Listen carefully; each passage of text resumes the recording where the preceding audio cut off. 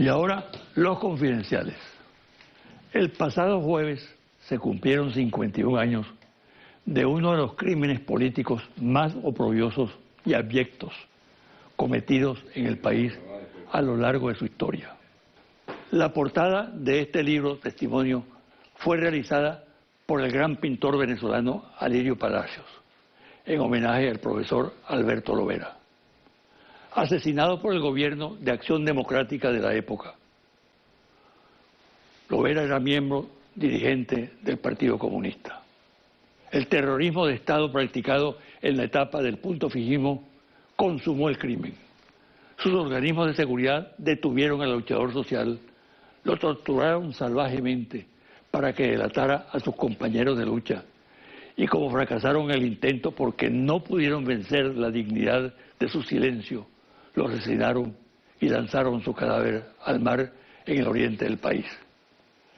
Este crimen no se borra en la memoria colectiva y marcó para siempre a sus autores intelectuales y materiales, los mismos que hoy claman hipócritamente por la defensa de los derechos humanos.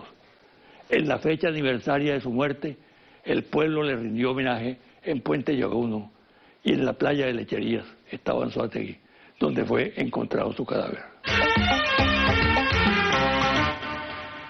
En la MUD se recrimina internamente el manejo del revocatorio, el desenlace que éste ha tenido. La pregunta acerca de por qué no se inició su activación el 11 de enero de este año y se perdió un tiempo valiosísimo cuando los dirigentes optaron por hacerlo 4 meses después, no tiene respuesta realmente. O mejor dicho, es eludida deliberadamente. ¿Qué provocó tal situación? La respuesta es que la lucha interna fue el factor clave.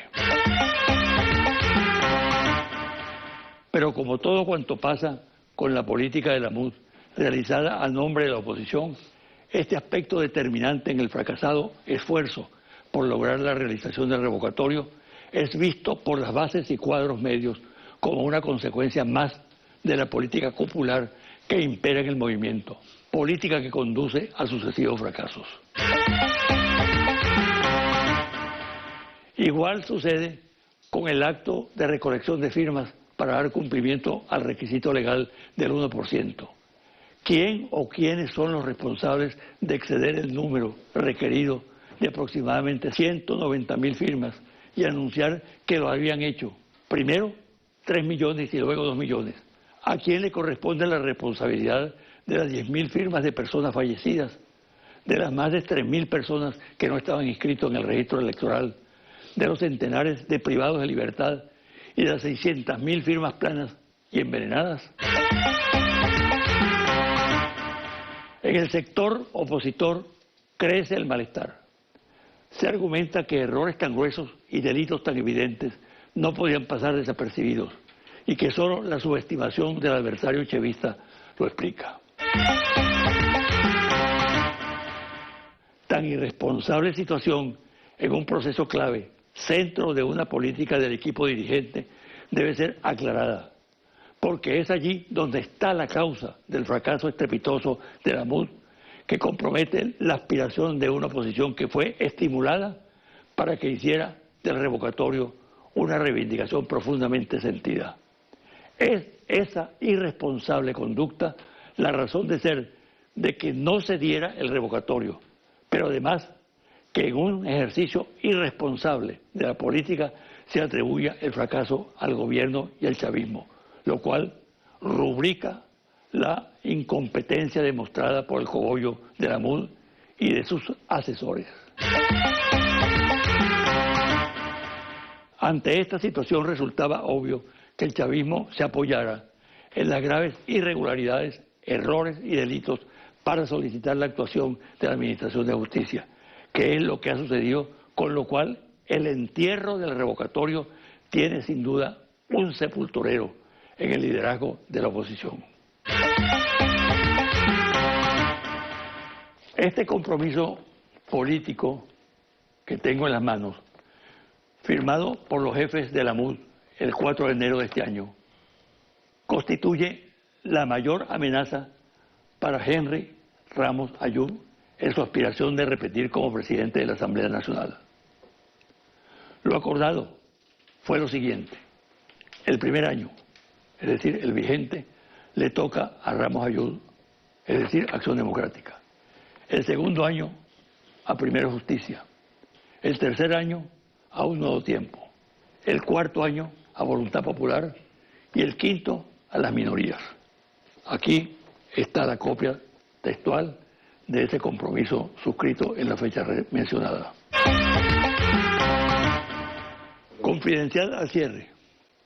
Monitor País, Interlaces, confidencial reporte ejecutivo, ficha técnica, 1.580 entrevistas directas en hogares en todo el país, del 11 al 22 de octubre de 2016.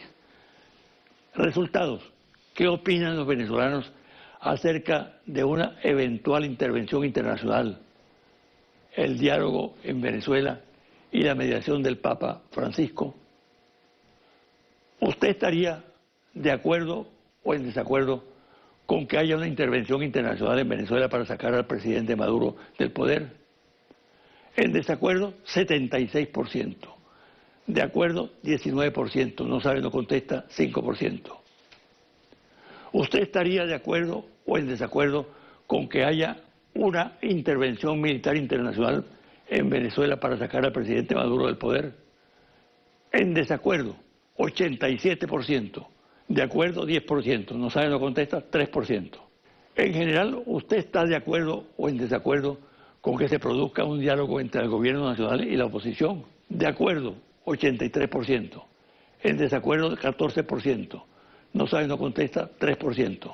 ¿Cuál cree usted que debería ser la prioridad de un diálogo entre el gobierno nacional y la oposición?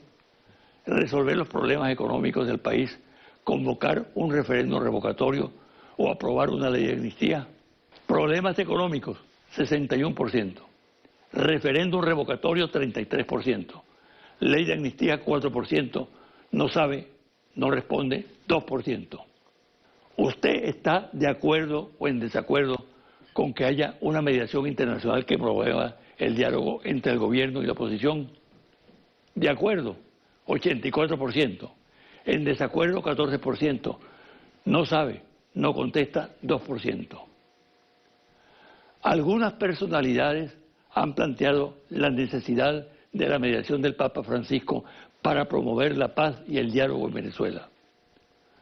¿Usted estaría de acuerdo o en desacuerdo con esta idea? De acuerdo, 87%. En desacuerdo, 10%. No sabe, no contesta, 3%. Hasta aquí el programa de hoy. Me despido hasta el próximo domingo a las 9 de la mañana por este su canal